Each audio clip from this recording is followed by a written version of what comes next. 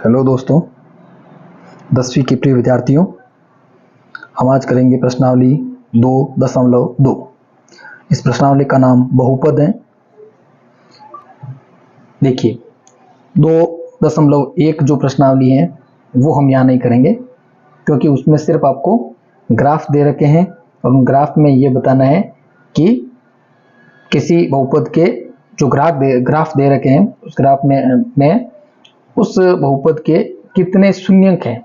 अब जितनी bar graph x x को काटता है उतने उसके शून्यंक होते हैं, तो वो आप देख लेना, देखने मात्र से पता चल जाता है। हम सीधा करेंगे यहाँ पे 2.2। ठीक है, देखिए क्या कह रहा है प्रश्न कह रहा है कि निम्न द्विघात बहुपदों के शून्यंक ज्ञात कीजिए और शून्यंकों तथा गुणांकों के बीच के संबंध की सत्यता की जांच करो। देखिए किसी बहुपद के जो शून्यंक होते हैं, इसका मतलब ये हुआ कि उस बहुपद को वह मान जो है जो उस बहुपद को शून्य कर देते हैं वो उसके शून्यंक कहलाते हैं। और शून्यंकों यानी कि जो शून्य कर रहे हैं, और गुणांक जो होते हैं वो, जैसे कि यहाँ एक्स स्क्वायर का गुणांक 1 है, एक्स का गुणांक -2 है और अचर पद जो है वो -8 है। तो पहला प्रश्न लेंगे अपन, एक्स स्क्वायर -2x -8। अब इसके अगर आपको शून्यंक ज्ञात करने हैं तो आप गुणनखंड करेंगे, इसके द्विघात बहुपद के गुणनखंड करेंगे।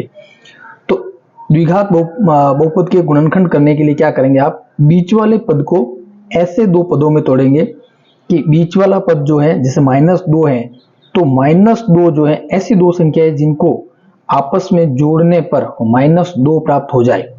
और अगर उन्हीं संख्याओं को आपस में गुणा किया जाए तो यहाँ कितना है -8, यहाँ कितना है 1 और -8 का गुणनफल कितना होता है -8।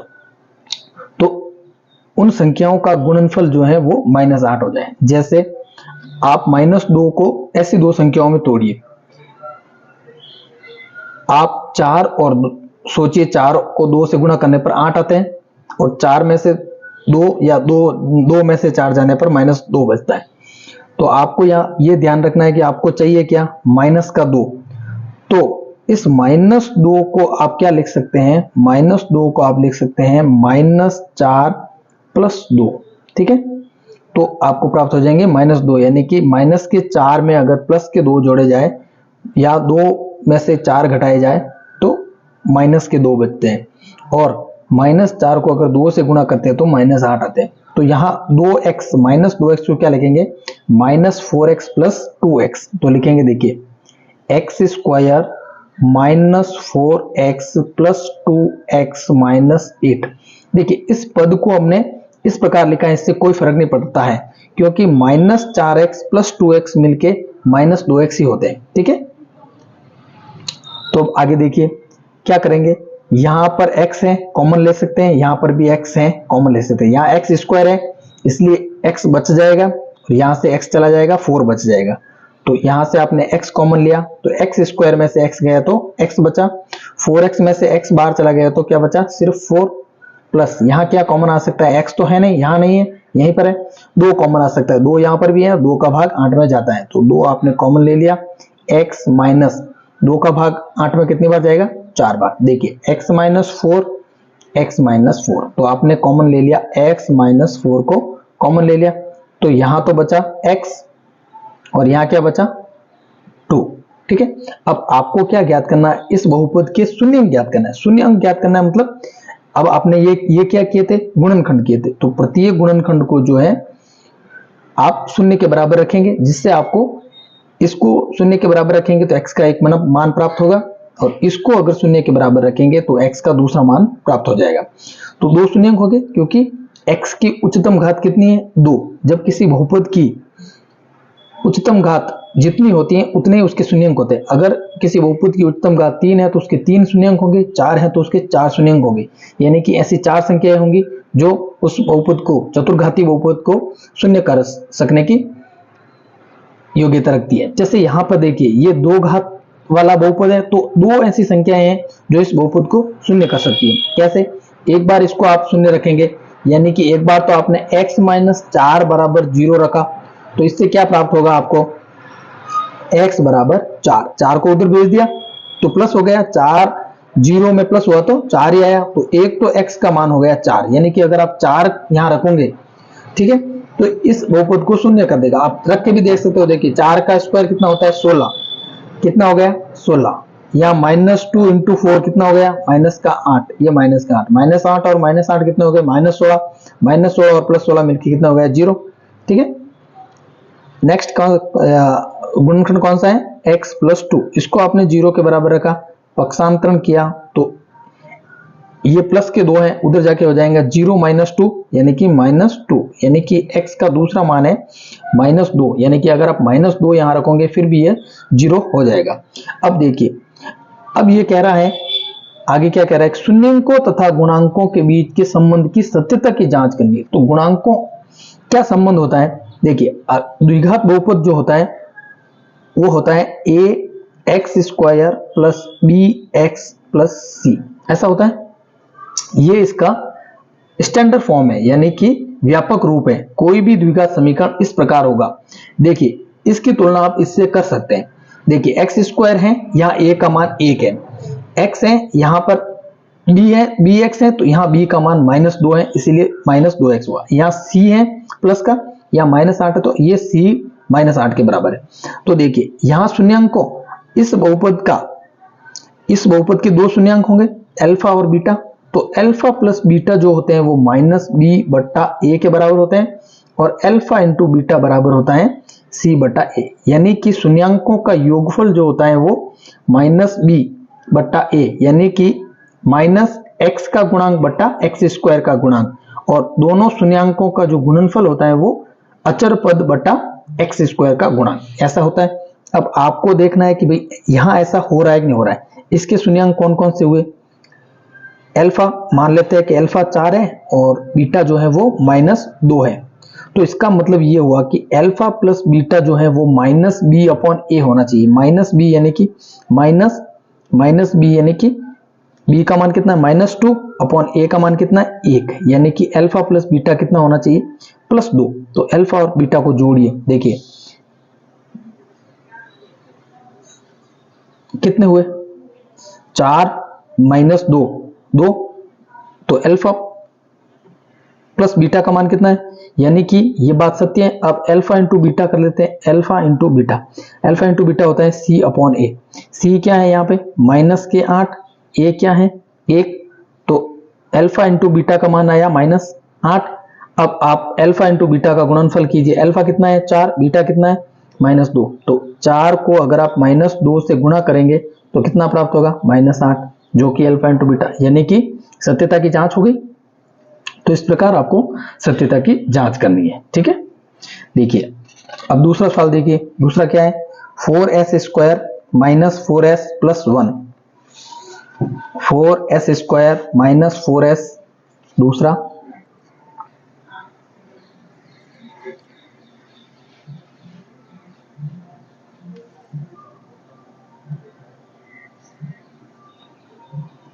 क्वेश्चन नंबर 2, मतलब पहले का ही दूसरा है, 4s² - 4s + 1, गुणनखंड करने हैं आपको शून्य ज्ञात करने के लिए।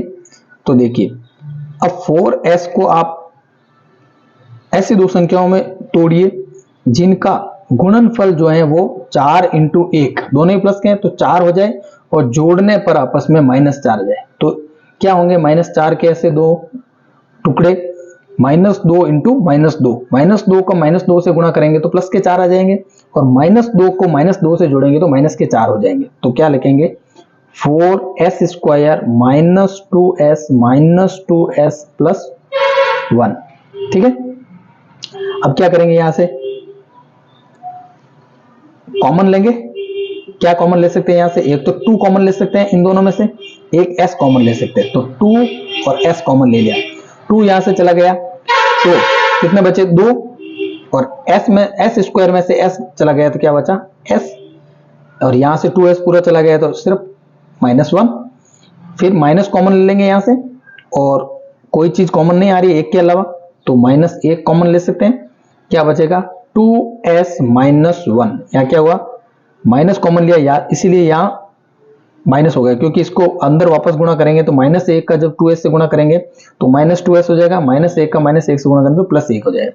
ठीक है, आगे देखिए, 2s - 1, 2s - 1 कॉमन ले लेंगे, 2s - 1, यहाँ क्या बचा 2s, यहाँ क्या बचा -1।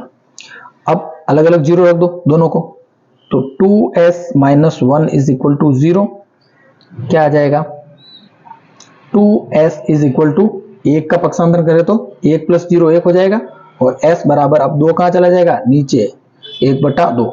दूसरा गुणनखंड भी सेम है, तो s का जो दूसरा मान होगा s का वो भी 1/2 ही होगा। ठीक है ना, क्यों, क्योंकि यहाँ रख के देख लीजिए 2s - 1 इज इक्वल टू 0, वही s बराबर 1/2, 1 का पक्षांतरण किया। तो अब देखिए आपको सत्यता की जांच भी तो करनी है, क्या करना है कि भाई शून्यांकों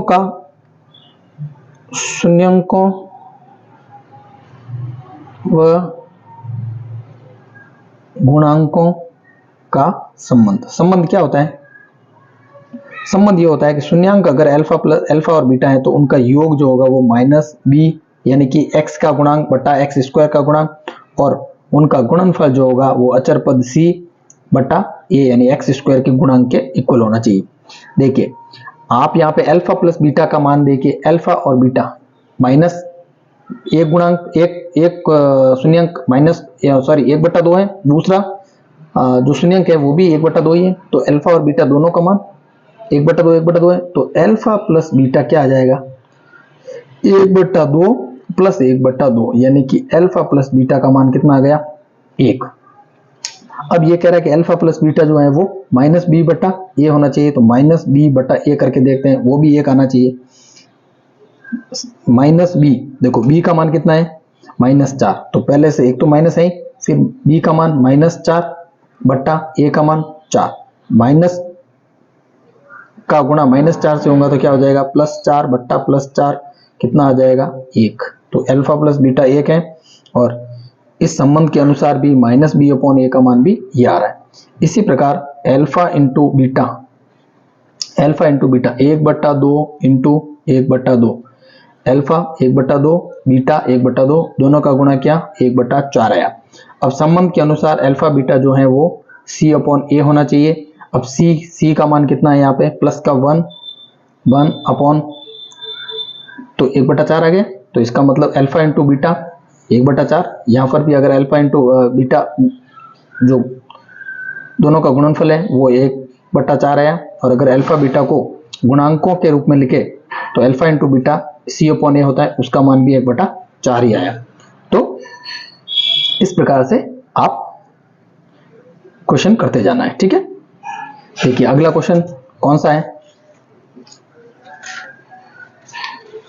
एक आध और कर लेते हैं, फिर बाकी आप करते रहना। ठीक है, कौन सा कर ले, कौन सा करे, ये वाला कर देते हैं छठा, ये और ये आप कर लेना। ठीक है, पांचवा और छठा दोनों कर लेते हैं, चलो ठीक है। पहले पांचवा कर देते हैं t² - 15, पांचवा कर लेते हैं।